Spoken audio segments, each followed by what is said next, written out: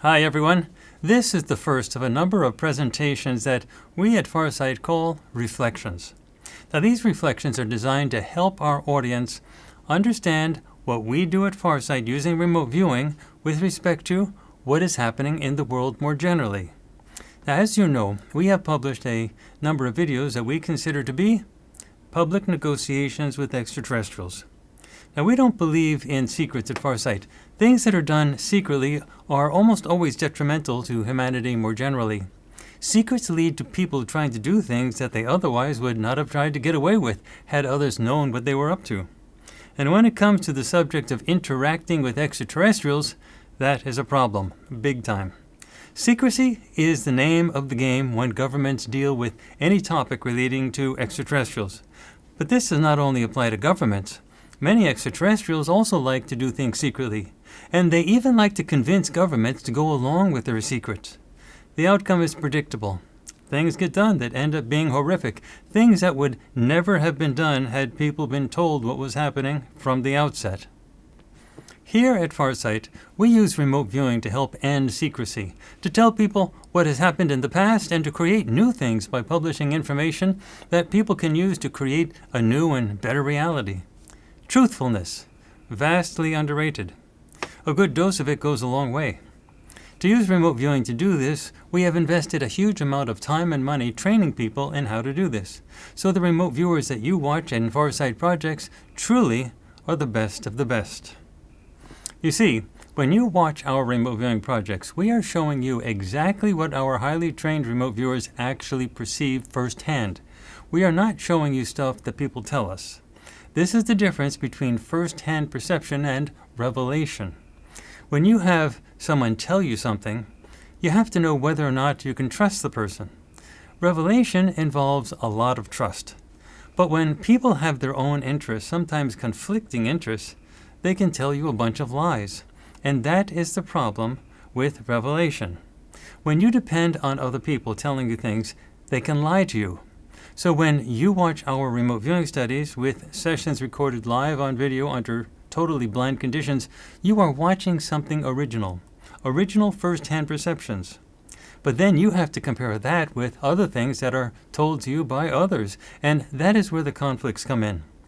What others tell you may not match with what we see firsthand. Now consider this. What is the role of the New Age community in the world today? The New Age community has a general huge thirst for knowledge, dealing with topics like consciousness, remote viewing, and especially life in the universe. If you were an extraterrestrial group who wanted to control humanity for your own purposes, the New Age community would be a high priority target for you. They would be a community who could ruin your efforts if they got wind of what you're up to, and if they spread the information around. They would not miss what you do. They pay attention to your type of stuff.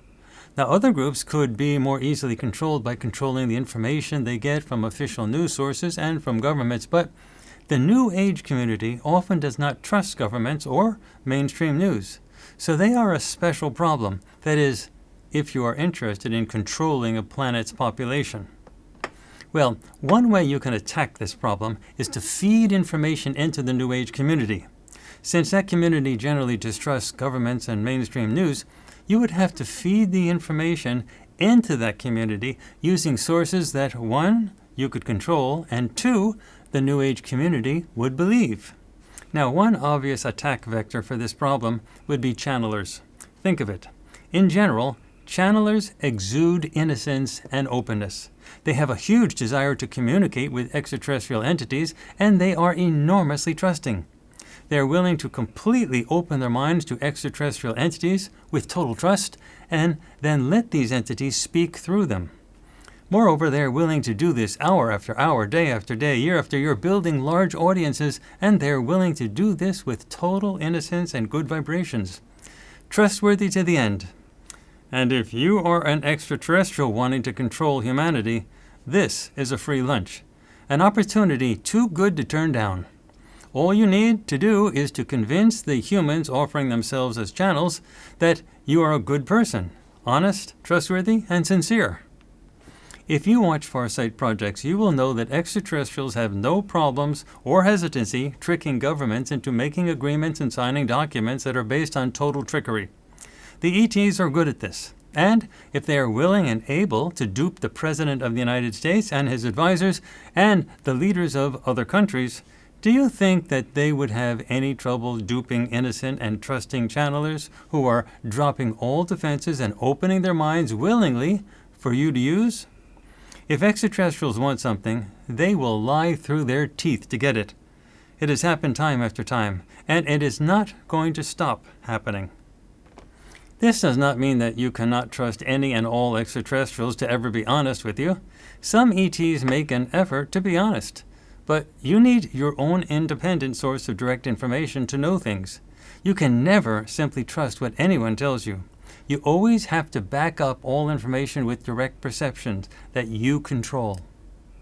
Well, over the years, I have listened to and read a great deal of channeled information coming from what was said to be extraterrestrials desiring contact with humans.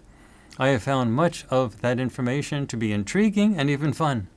I have gained some important insights from some of this channeled information, but eventually I had to compare the channeled information with the information that our remote viewers at Farsight were obtaining through direct observation, and that is when the troubles with a great deal of channeled information became quite obvious. Eventually, the differences became overwhelming. In general, we have found that channeled information always has a mixture of truthful and deceptive or blatantly false information. It is always a mix. Rarely can channeled content be relied on as completely truthful. There is always an agenda for all ETs, and since human channelers are good and honest people who are normally totally trusting of the channeled entities, this makes the channelers very susceptible to manipulation and abuse when the ETs have their own interests and agendas. As you know from Farsight's projects, we have discerned that Earth has long been operated as a galactic prison, one that is still active today. Despite what you may have been told, when your physical body dies, you can't just go anywhere you want. Dying is not a way to escape. But much of the ability of the prison system to continue operations is dependent on you not knowing that it is a prison. There are traps, what we call death traps. And traps don't work if you know about them. Secrecy again plays a huge role. And Earth's prison operators are certain to take advantage of channelers when trying to control what you know about the prison. The channeled entities can pass any desired information through the channelers. Because of the nature of the process itself, there is little to no critical thinking as to whether the information is true or false. So this type of information transfer is ripe for abuse by ETs who want to manipulate a human audience, thereby preventing humans from discovering the secrets that the ETs don't want you to know. The channeled entities blend the truthful information in with the false and deceptive information so that everything comes through in the same mix. And separating the truthful stuff from the false and deceptive stuff is like trying to separate grains of sand on a beach. Everything is so thoroughly mixed. The inclusion of truthful information makes the overall package more acceptable to the audience, so there is always a blending of truthful content with the false and deceptive content. If something is said that is true, then it feels good, and the temptation is to believe the rest of the channeled information. The false and deceptive content rarely is delivered by itself, since it would be too easy to identify in isolation, and then to reject it.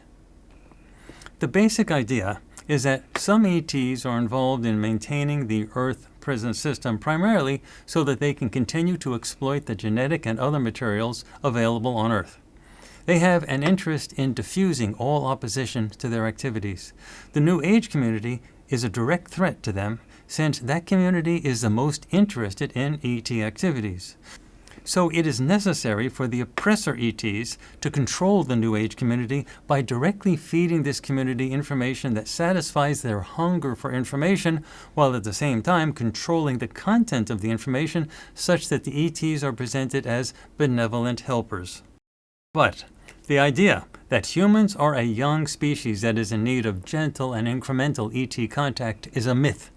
The idea that the ETs are trying to encourage open contact through channeling is a myth.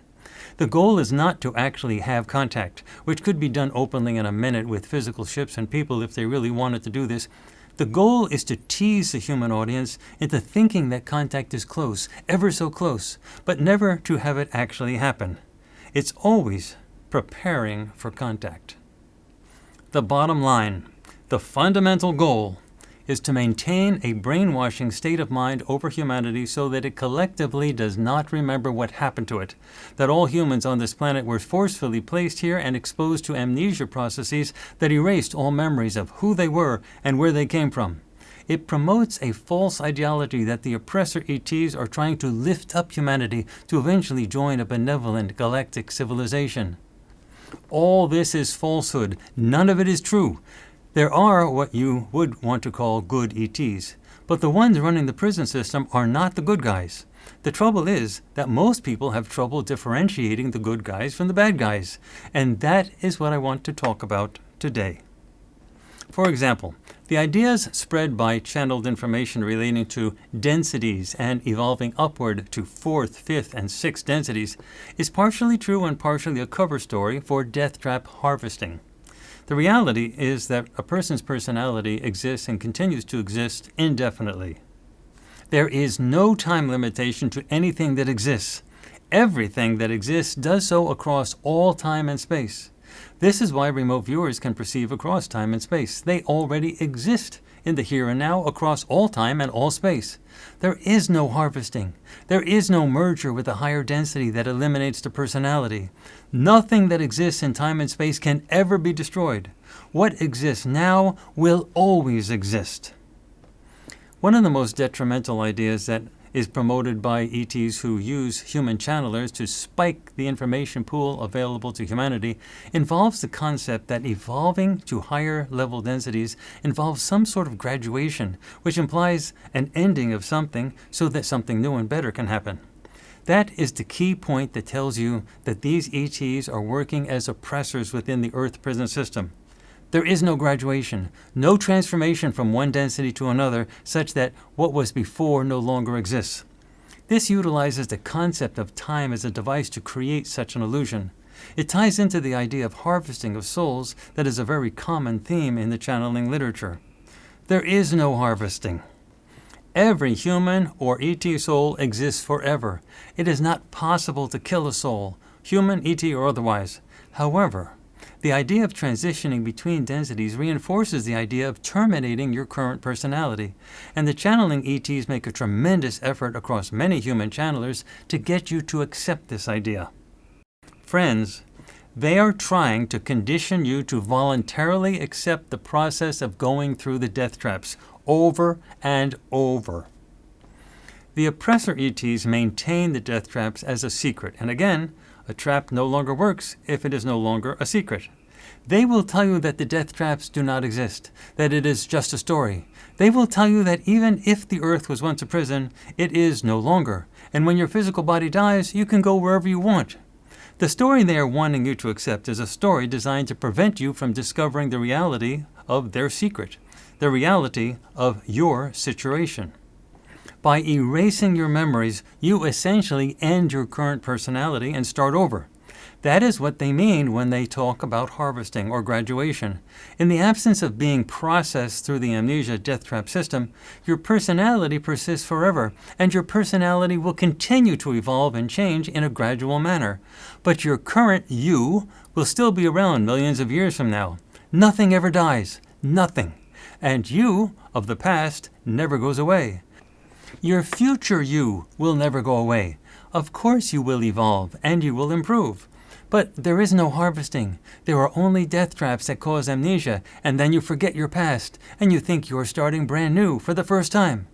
The death traps are part of a prison system that is designed to keep you cycling back into lives on Earth each time without remembering who you really are.